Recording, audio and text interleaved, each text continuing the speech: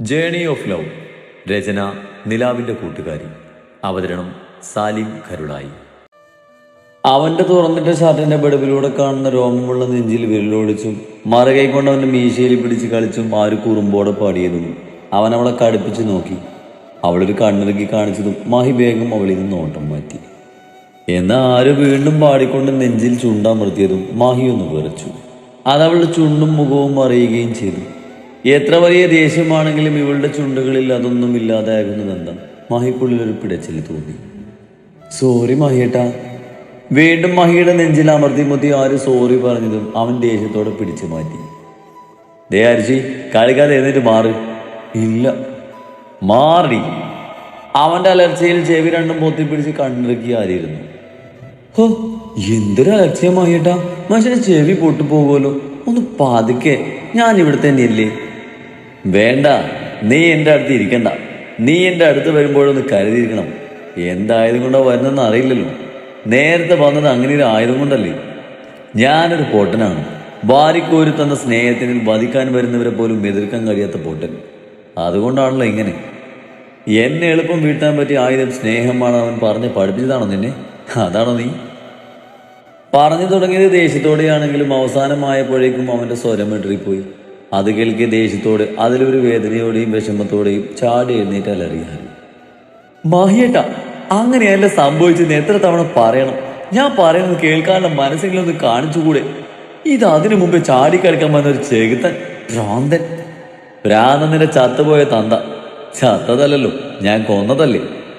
മാഹി ആര് പറഞ്ഞത് കേട്ട് പുറ്റത്തിൽ ചുണ്ടുകൂട്ടിക്കൊണ്ട് പറഞ്ഞതും ആരുവിന്റെ കണ്ണും മൂക്കും ചുവന്നു. മാഹി വീണ്ടും നോട്ടം തിരിച്ച് കണ്ണടച്ച് ചാഞ്ഞു കിടന്നു. ഇനിയും നിന്നാലേ ഞാൻ ചിലപ്പോൾ പോലെ കടുകയും ചെയ്തു പോകും. ആ പൊക്കോ, അതാ എനിക്കും നിനക്ക് നല്ലത്.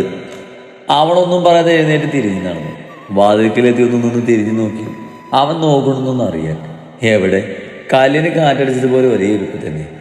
അതുകൊണ്ടൊരു കള്ളച്ചിരിയുടെ വാതിലടിച്ച് താഴെയിട്ട് തിരിച്ച് മഹിയുടെ അടുത്തേക്ക് തന്നെ നടന്നു.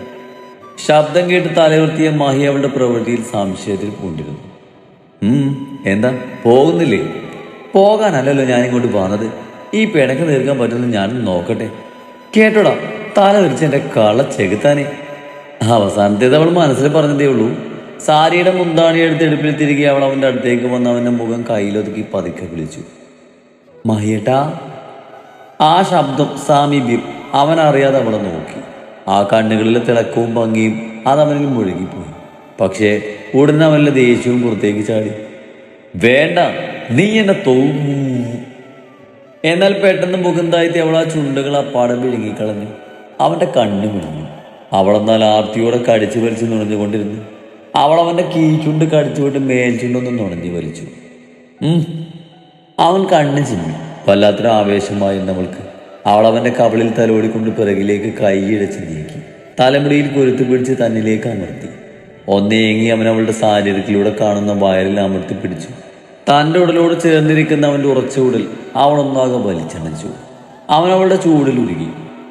ആന്തരിക താപം വായ വഴി തന്നിലേക്ക് വരും പോലെ ഇരുതലങ്ങളും മാറി മാറി വലിച്ചെടുക്കുന്നവളെ തടയാനും തള്ളി മാറ്റാനും അവൻ ശ്രമിച്ചുവെങ്കിലും സാധിച്ചില്ല. ഒന്നുകൂടി ആഴത്തിൽ ചുംബിച്ച് ചുംബിച്ച് അവൾ അവനെ തോൽപ്പിച്ചു.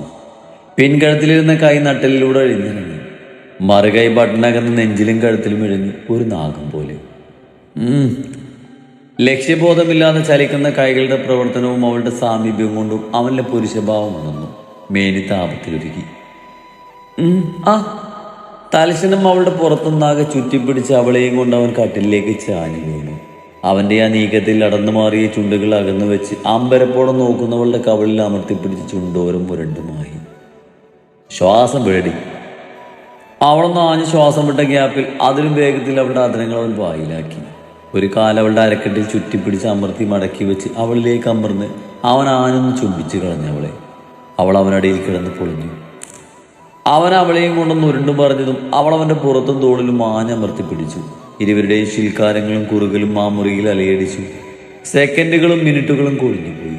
അല്പമകർന്ന ചുണ്ടുകളാൽ ആഞ്ഞു ശ്വാസം വിടുന്നവളുടെ ചുണ്ടുകൾക്കിടയിലൂടെ തൻ്റെ നാവ് അവനകത്തേക്ക് കയറ്റിയ സമയം തന്നെ അവളുടെ തോളിൽ നിന്ന് സാരി ഒഴിഞ്ഞു മാറി വലം കൈ അവളുടെ അടുത്ത് മാറിൽ മുറുകി. നാവിനറ്റം വരെ ചുഴന്നിറങ്ങിയ മഹിയുടെ നാവ് ആരുവിനെ അപ്പാടെ തളർത്തി കളഞ്ഞു.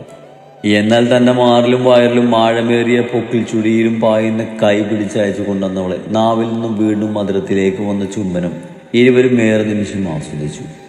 ആ നിമിഷം പിണക്കവും പരിഭവവും പരാതിയും മരം കൊഴിഞ്ഞു പോയി.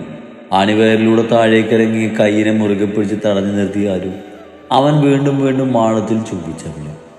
മിനിറ്റുകൾ കൊഴിഞ്ഞു പോയിട്ടും അവർ പിന്മാറിയില്ല. പരസ്പരം ഗാഢമായി പുണർന്ന് വരിഞ്ഞു മുറുകി ചുംബിച്ചു. ഒരാൾ മറ്റൊരാൾക്ക് മൊത്തമായി. വീണ്ടും സമയം നീങ്ങിയപ്പോൾ വാതിലിൽ ആഞ്ഞുള്ളൊരു അടിയിൽ ഇരുവരും ഞെട്ടിലൂടെ അകന്നു മാറി. അവൾ അങ്ങനെ തന്നെ കിടന്ന് ശ്വാസം വിട്ടുകൊണ്ടിരുന്നു. അവൻ അവളെ ഒന്ന് നോക്കി. വിയർത്ത് കുളിച്ച് മുടിയാകെ ഉലഞ്ഞ ആകെ ഒരു കോലമായിട്ടുണ്ട്. സിന്ദൂരമൊക്കെ വിയർപ്പിൽ പരന്നൊഴുകിയിരിക്കുന്നു.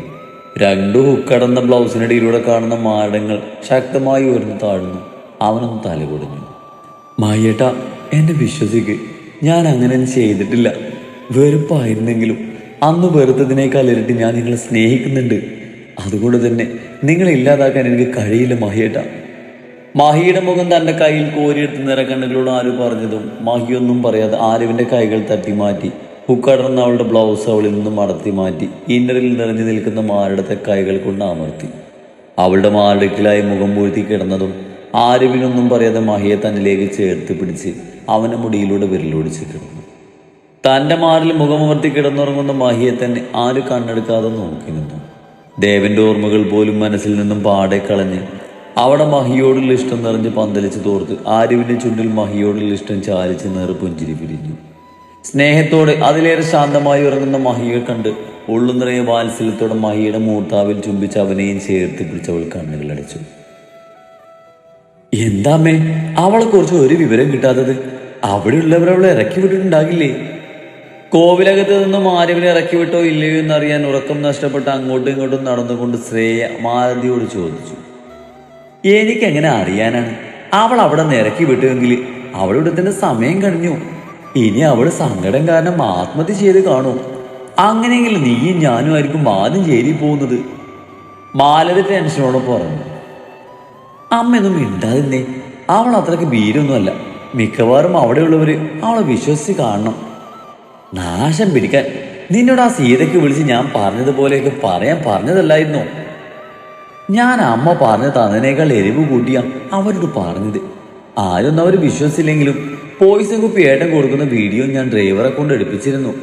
അത് അവർക്ക് അയച്ചു കൊടുത്തപ്പോൾ അവർ വിശ്വസിച്ചിരുന്നു. അവരെയും വേണമെങ്കിൽ അവർ മയക്കിയിട്ടുണ്ടാകും. നമ്മൾ കഷ്ടപ്പെട്ടതൊക്കെ വെറുതെ ആവുമോ മോളെ? മാലതി വിഷമത്തിൽ ശ്രേയയെ നോക്കിക്കൊണ്ട് പറഞ്ഞു. ആ വരട്ടെ, അവളെ സമാധാനത്തിൽ ജീവിക്കാൻ ഞാൻ വിടില്ല. ശ്രേയ ആരുവിനോടുള്ള ദേഷ്യത്തിൽ പകയോടും ഇരുണ്ടു. രാവിലെ മാറില്ലെന്നോ തണുപ്പ് അറിഞ്ഞിട്ടാണ് ആര് കണ്ണുകൾ തുറന്നത്. ശരീരത്തിൽ വല്ലാത്ത തണുപ്പ് തോന്നിയതും ആര് കണ്ണുകൾ താഴ്ത്തി നോക്കിയതും അരക്ക് മുകളിൽ താൻ നഗ്നിയാണെന്ന് അറിഞ്ഞതും ആരുവിന്റെ കണ്ണുകൾ മിഴിഞ്ഞു വന്നു. മിഴികളെ വിടർത്തി തന്നെ നോക്കി തൻ്റെ അരികിൽ കിടക്കുന്ന മഹിയെ കണ്ടതും ആര് വേഗം ബോധം വന്നതുപോലെ അരികിൽ കിടന്ന് പുതപ്പെടുത്ത ശരീരം മറക്കാൻ നിന്നതും മഹി അത് തടഞ്ഞു. എന്നിട്ട് ആരുവിനെ കൂർപ്പിച്ചു നോക്കി കൈയുള്ള പുതപ്പ് നിലത്തേക്ക് എറിഞ്ഞതും ആര് സാരിയുടെ അറ്റം തപ്പിയെടുത്ത് ശരീരത്തിലൂടെ ഇട്ടു. മാഹിയേട്ടാ. മഹിയുടെ കൈകൾ സാരിയിൽ പതിഞ്ഞതും ആര് പതറിക്കൊണ്ട് വേണ്ടെന്ന് തലയാട്ടിയെങ്കിലും മഹി അതൊന്നും കാര്യമാക്കാതെ തന്നെ തടയാൻ ശ്രമിച്ച ആരുവിന്റെ ഇരു കൈകളും കൂട്ടി മുകളിലേക്ക് ആക്കി പിടിച്ച് മറുകൈ കൊണ്ട് ആകാംക്ഷയോട് ആരുവിന്റെ മാറിൽ സ്പർശിച്ചതും മഹിയുടെ കൈകളുടെ ചൂടിൽ ആര് കണ്ണുകൾ ഇറകിയടച്ചു. മാഹിയേട്ടാ, വേണ്ട. മഹിയുടെ മുഖം മാറിൽ കൂടി അമർന്നതും ആര് പൊള്ളിപ്പിടഞ്ഞ വിവശതയോടെ പറഞ്ഞുവെങ്കിലും അവളുടെ മാറിന്റെ മൃദുലതയില്ലാണ്ട് പോയ മഹി അതൊന്നും കേട്ടിരുന്നില്ല. ഇടയ്ക്ക് വെച്ച് മഹിയുടെ കൈ അവളുടെ കൈകളെ മോചിപ്പിച്ചതും ആരൊരു ആശ്രയം എന്നവണ്ണം മഹി അള്ളിപ്പിടിച്ചു. മഹിയുടെ കൈകളുടെയും ചുണ്ടുകളുടെയും ദന്തങ്ങളുടെയും കുറുമ്പും കുസൃതിയും കൂടുവാൻ തുടങ്ങിയതും ഇനിയും മഹിയെ തടഞ്ഞില്ലെങ്കിൽ അവൻ പിടിവിട്ടു പോകുന്നു മനസ്സിലായതും ആര് തന്നിൽ നിന്നും മഹിയെ തള്ളി മാറ്റി വേഗം ബെഡിൽ നിന്ന് എണീറ്റ് വെപ്രാളത്തോടെ അടിഞ്ഞു വീണ ഡ്രസ്സും ബ്ലൗസും ഇട്ട് തോളിൽ നിന്നും മടന്നു മാറിയ സാരി തുമ്പെടുത്ത് നേരെയിട്ട് അതിൻ്റെ അറ്റം കൊണ്ട് പൊടിഞ്ഞ വിയർപ്പൊപ്പി മഹിയൊന്ന് നോക്കുപോലും ചെയ്യാതെ വേഗത്തിൽ വാതിൽ തള്ളി തുറന്ന് പുറത്തേക്ക് പോയതും ആര് കാരണം രസം കുറഞ്ഞ ദേശത്തിൽ മഹി മുഖം വീർപ്പിച്ച് പില്ലോയിലേക്ക് മുഖം പൂഴ്ത്തി കിടന്നു. റൂമിൽ നിന്നിറങ്ങി ആരും ആദ്യം നോക്കിയത് ആദ്യം ഇജ്ജിയും അവിടെ ഉണ്ടോന്നാണ്. അവിടെ പൂട പോലും അവിടെ കാണാതെ വന്നതും ആരുവിന് മനസ്സിലായി രണ്ടുപേരും അവിടുന്ന് പോയിരുന്നു. ഇതിനു മുമ്പും ആരും ഒരു തവണ ഇവിടെ വന്നിട്ടുണ്ടെങ്കിലും ആ വീട് അവൾ ശ്രദ്ധിച്ചിരുന്നില്ല. പൂമുഖവും ഹാളും 2 റൂമും അത്യാവശ്യം സൗകര്യമുള്ള ചെറിയൊരു അടുക്കളയും ഒക്കെയുള്ള ഒരു കുഞ്ഞു ഓടിട്ട വീട്. അടുക്കളയിലെത്തിയതും കാലങ്ങളായി തീ കത്താതെ കിടക്കുന്ന അടുപ്പും സ്ലാബിൽ ഇന്നലെ കഴിച്ചിട്ട് ഒഴിഞ്ഞ മദ്യക്കുപ്പികളും ഭക്ഷണം കഴിച്ച പൊതികളും അവിടെയെല്ലാം ദുർഗന്ധം മൂക്കിലേക്ക് അടിച്ചതും ആരും മൂക്കുപുത്തി അടുക്കള വാതിലും തുറന്ന് പുറത്തേക്ക് ഇറങ്ങി. വീടിന്റെ പിൻവശത്തെ കിണറും അതിനോട് ചേർന്ന് കുളിമുറിയും കണ്ടതും ആര് വേഗം അങ്ങോട്ട് പോയി മുഖവും വായും കഴുകി ഉള്ളിലേക്ക് തന്നെ വന്നു. തലേ ദിവസം രാവിലെ കഴിച്ചത് കൊണ്ട് തന്നെ അവൾക്ക് വല്ലാത്ത വിശപ്പ് തോന്നിയിരുന്നു. അതുകൊണ്ട് തന്നെ ഇവിടെ നിന്ന് വേഗം തിരിച്ചു പോകാൻ വേണ്ടി തൻ്റെ ഉള്ളിലെ ചമ്മൽ മറച്ചു വെച്ച് ആരും മഹിക്കരികിലേക്ക് നടന്നു. റൂമിലെ ബെഡിൽ ഫോണും നോക്കി കിടന്നിരുന്ന മഹി റൂമിലേക്ക് വന്ന് ആരുവിനെ കണ്ടെങ്കിലും അവളെ കാണാത്ത ഭാവം നടിച്ച് മുഖം കയറ്റിപ്പിടിച്ച് ഫോണും നോക്കി തന്നെ കിടന്നു. മഹിയേട്ടാ. മഹിയുടെ ഭാവം കണ്ടെങ്കിലും അത് കാര്യമാക്കി എടുക്കാതെ ആരും മഹിക്കരികിലായി ബെഡിൽ വന്നിരുന്നു കൊണ്ട് വിളിച്ചു. മഹിയേട്ടാ. താൻ വിളിച്ചിട്ട് മഹി നോക്കാത്തത് കണ്ട് ആ ഒരു തെല്ല് ഈർഷ്യയോടെ മഹിയുടെ കയ്യിൽ അമർത്തി ഒരു പിച്ച് വെച്ച് കൊടുത്തുകൊണ്ട് വിളിച്ചു. ആ എന്താടി? ആര് പിച്ചെടുത്ത് നന്നായി വേദന എടുത്തതും മഹി ഫോണ് മാറ്റി വെച്ച് പിച്ച കിറ്റിയുടെ മൊഴിഞ്ഞ് ആരുവിനെ കൂർപ്പിച്ച് നോക്കിക്കൊണ്ട് ചോദിച്ചു.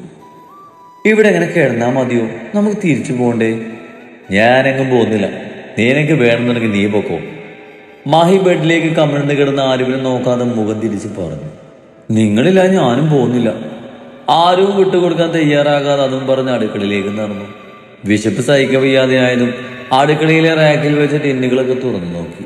ഒരു ടിന്നിൽ ലേശം ചായപ്പൊടിയും അരിയും കണ്ടതും ആരും അതെല്ലാം സ്ലാബിലേക്ക് എടുത്തു വെച്ച് അടുക്കി വെച്ചിട്ടുള്ള പാത്രങ്ങളിൽ നിന്നും അത്യാവശ്യം വലിയൊരു കുടുക്കെടുത്ത് കിണറ്റിൻകരയിലേക്ക് നടന്നു. ആര് വെള്ളം മുക്കിക്കൊണ്ടുവന്ന് ഗ്യാസ് അടുപ്പിൽ കത്തിച്ച് കുടുക്കയിൽ നിന്നും ഇത്തിരി വെള്ളം ചായപാത്രത്തിലേക്ക് ഒഴിച്ച് അത് ഗ്യാസിൽ വെച്ചു. ചായക്കുള്ള വെള്ളം തിളക്കുന്ന നേരം കൊണ്ട് അടുപ്പിന് താഴെ നിലത്തായി കിടക്കുന്ന വിറകുകളെടുത്ത് അതിൽ ചിതലെല്ലാം തട്ടിക്കളഞ്ഞ് അടുപ്പിൽ വെച്ച് തീ പിടിപ്പിച്ചു. കുറെ കാലം ഉപയോഗിക്കാത്തത് കൊണ്ട് തന്നെ അടുപ്പിൽ തീ പിടിക്കാൻ ആദ്യം പ്രയാസം ഉണ്ടായിരുന്നെങ്കിലും പിന്നെ നല്ല രീതിയിൽ തന്നെ വിറകുകൾക്ക് തീ പിടിച്ച് കത്താൻ തുടങ്ങി. ആര് ചോറിനുള്ള വെള്ളം കലത്തിലാക്കി വെച്ചു. ആ സമയം കൊണ്ട് തന്നെ ഗ്യാസിൽ വെച്ച പാത്രത്തിലെ വെള്ളം നന്നായി തിളച്ചു മറിയാൻ തുടങ്ങിയതും ചായപ്പൊടിയിട്ട് നന്നായി ഇളക്കി ഒന്ന് തിളപ്പിച്ച് വാങ്ങി വെച്ചു. പഞ്ചസാരയൊന്നും ഇല്ലാത്തത് കൊണ്ട് തന്നെ ചായ 2 ഗ്ലാസ്സിലേക്കാക്കി അടുപ്പിൽ വെച്ച കുടുക്കയിലേക്ക് അരി കഴുകിയിട്ട് മാഹിക്കായുള്ള ചായയും ഗ്ലാസ്സിലെടുത്ത് റൂമിലേക്ക് നടന്നു. മാഹിയേട്ടാ, ഇതേ ചായ. ഷർട്ട് അഴിച്ചു വെച്ച് ഒരു തോർത്തും തോളിലിട്ട് ഫ്രഷ് ആകാൻ വേണ്ടി റൂമിന് വെളിയിലേക്ക് ഇറങ്ങിയ മഹിയെ കണ്ടതും ആരും മഹിക്ക് നേരെ ഗ്ലാസ് നെല്ലിക്കൊണ്ട് പറഞ്ഞു. എനിക്കൊന്നും വേണ്ട. ഇനി ഇതിൽ വല്ലതും കലക്കിയിട്ടുണ്ടോന്ന് ആർക്കറിയാം. ആര് നേരത്തെ തന്നെ തട്ടിമാറ്റി എണീറ്റ് പോയ ദേഷ്യത്തിൽ മുഖം വീർപ്പിച്ചുകൊണ്ട് പറഞ്ഞതും അവൻ പറഞ്ഞത് കേട്ട് ആരുവിന്റെ കണ്ണുകൾ നിറഞ്ഞു. അവളിയൊന്ന് വട്ടം കറക്കണമെന്ന് മഹി കരുതിയിട്ടുണ്ടായിരുന്നുള്ളൂ.